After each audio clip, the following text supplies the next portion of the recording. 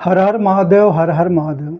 दोस्तों, हम सब जानते हैं जब भी जीवन में कोई संकट, दुख या बीमारी आता है तो हम महादेव के शरण में जाते हैं। लेकिन क्या आप जानते हैं कि हमारे महादेव केवल देवों के देव ही नहीं बल्कि इस पूरी सृष्टि के सबसे बड़े डॉक्टर यानी वैद्यराज भी हैं। शास्त्रों में भगवान शिव के अनेक स्वरूपों का वर्णन मिलता है, लेकिन उनका वैद्यनाथ रूप सबसे अनोखा और कल्याणकारी माना जाता है। आज के इस वीडियो में आप जानेंगे कि शिव जी का नाम वैद्यनाथ कैसे पड़ा, रावण की किस भक्ति से प्रसन्न होकर महादेव को धरती पर इस रूप में प्रकट होना पड़ा, और क्यों देवघर का वैद्यनाथ धाम आज करोड़ों भक्तों की आस्था का केंद्र है। अगर आप भी महादेव के सच्चे भक्त हैं तो कमेंट में हर हर महादेव जरूर लिखें और इस पावन कथा को पूरा जरूर सुनें। कथा की शुरुआत होता है त्रेता युग से, जब लंकापति रावण अपनी शक्तियों और भक्ति के चरम पर था। रावण भगवान शिव का परम भक्त था, लेकिन उसके भीतर अहंकार भी बहुत था। रावण की इच्छा थी कि महादेव हमेशा के लिए कैलाश छोड़कर उसकी नगरी लंका में निवास करें, ताकि लंका हमेशा अमर और अजय बना रहे। अपनी इस इच्छा को पूरा करने के लिए रावण हिमालय पर गया और भगवान शिव की ओर घोर तपस्या करने लगा। उसने वर्षों तक कठोर तपस्या की, लेकिन महादेव प्रकट नहीं हुए। तब रावण ने अपने अहंकार और भक्ति की सीमा पार करते हुए एक एक करके अपने 9 सिर काट कर शिव जी को अर्पित कर दिया। जब रावण अपना 10वां सिर और अंतिम सिर काटने ही वाला था, तब उसकी ऐसी निश्चल और कठोर भक्ति देखकर महादेव का हृदय पिघल गया। महादेव तुरंत उसके सामने प्रकट हो गए। शिव जी ने रावण के सभी कटे हुए सिरों को फिर से उसके धड़ से जोड़ दिया और उसके सभी घावों को तुरंत ठीक करके उसे नया जीवन दिया। कटे हुए अंगों को जोड़ने और एक महान वैद्य की तरह रावण का उपचार करके उसे आरोग्य प्रदान करने के कारण ही देवताओं ने भगवान शिव के इस रूप को वैद्यनाथ यानी वैद्यों के नाथ की उपाधि दी। महादेव ने रावण से कहा, हे रावण, मैं तुम्हारी भक्ति से अत्यंत प्रसन्न हूँ, मांगो तुम क्या वरदान चाहते हो। रावण ने हाथ जोड़कर कहा, हे प्रभु, अगर आप मुझसे प्रसन्न हैं तो आप कैलाश छोड़कर मेरे साथ लंका चलिए और वहीं निवास कीजिए। महादेव अपने भक्त की बात कभी नहीं टालते थे। उन्होंने रावण की बात मान ली, लेकिन एक अति सूक्ष्म और कठिन शर्त भी रखा। महादेव ने अपनी शक्ति से एक अत्यंत दिव्य शिवलिंग प्रकट किया और रावण को देते हुए कहा, हे रावण, तुम इस शिवलिंग को लंका ले जा सकते हो, लेकिन याद रखना, रास्ते में तुम इसे जहाँ भी जमीन पर रख दोगे, यह शिवलिंग वहीं हमेशा के लिए स्थापित हो जाएगा और फिर कभी वहाँ से उठेगा नहीं। रावण ने महादेव की शर्त स्वीकार कर ली और शिवलिंग को लेकर लंका की ओर चल पड़ा। इधर जब स्वर्ग लोक में सभी देवताओं को यह पता चला कि महादेव रावण के साथ लंका जा रहे हैं तो हाहाकार मच गया।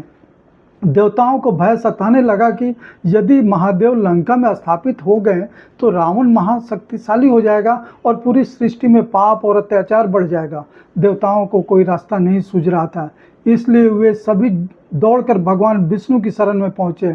भगवान विष्णु ने देवताओं की चिंता दूर करने का आश्वासन दिया और अपनी लीला रची। जब रावण शिवलिंग को लेकर झारखंड के देवगढ़ क्षेत्र से गुजर रहा था, तब भगवान विष्णु ने अपनी माया से रावण के पेट में जल की मात्रा बढ़ा दी। इसके कारण रावण के अचानक तीव्र लघु शंका का महसूस होने लगा।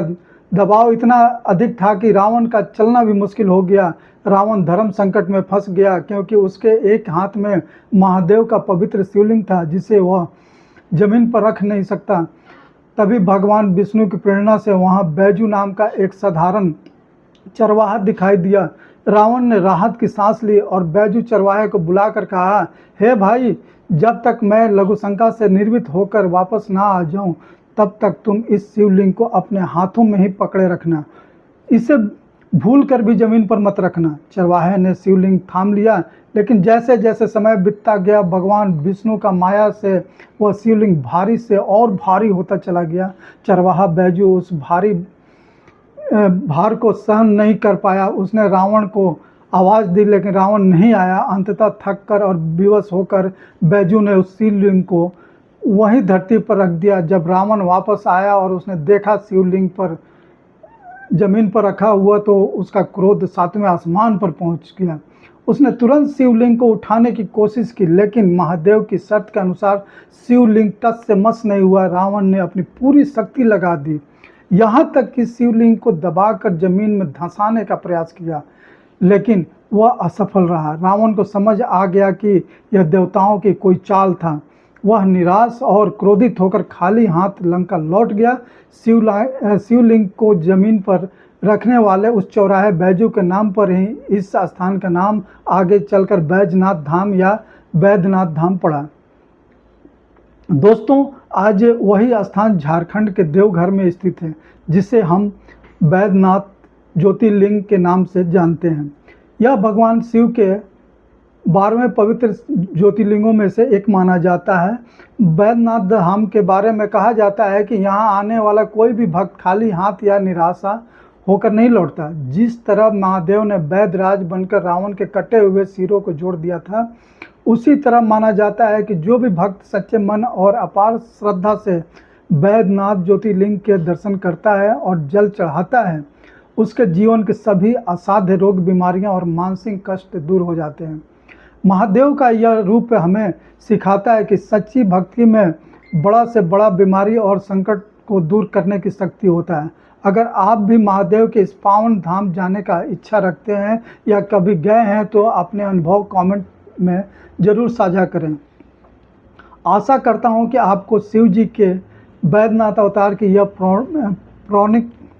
पौराणिक कथा और दिव्य कथा बेहद पसंद आए होंगे। अगर यह वीडियो आपको अच्छा लगे, इसे दिल से एक लाइक ज़रूर करें और अपने परिवार और मित्रों के साथ शेयर करें, ताकि वे भी महादेव की इस महिमा को जान सकें। ऐसे ही ज्ञानवर्धक और पौराणिक कथाओं से जुड़े रहने के लिए हमारे चैनल राधे राधे परिवार को सब्सक्राइब करके बेल आइकन ज़रूर दबा लें। मिलते हैं अगले वीडियो में एक और पावन कथा के साथ। तब तक के लिए हर हर महादेव, हर हर महादेव, हर हर महादेव।